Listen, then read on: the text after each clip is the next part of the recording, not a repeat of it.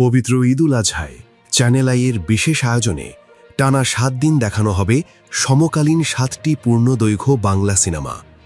প্রতিদিন সকাল ১০টা ১৫ হবে ৭টি নতুন সিনেমার ওয়ার্ল্ড প্রিমিয়ার, এক সংবাদ বিজ্ঞপ্তিতে জানিয়েছে চ্যানেল আই। ঈদের দিন প্রচারিত হবে নীলচক্র। নাজিমুদ্দৌলার রচনায় সিনেমাটি পরিচালনা করেছেন মিঠু খান, অভিনয় করেছেন আরেফিন শুভ ও মন্দিরা চক্রবর্তী। ঈদের দ্বিতীয় দিন দেখানো হবে প্রিন্স। আবু হায়াত মাহমুদ পরিচালিত সিনেমাটিতে অভিনয় করেছেন শাকিব খান ও তাসনিয়া ফারিন। ঈদের তৃতীয় দিন প্রচারিত হবে সাবা। সিনেমাটির রচনা ও পরিচালনা করেছেন মাকসুর হোসেন, অভিনয় করেছেন মেহজাবিন চৌধুরী, রোকেয়া প্রাচী, মানোয়ার, সুমন পাটোয়ারি ও অশোক ব্যাপারী। ঈদের চতুর্থ দিনে থাকছে আলোক হাসান পরিচালিত টগর।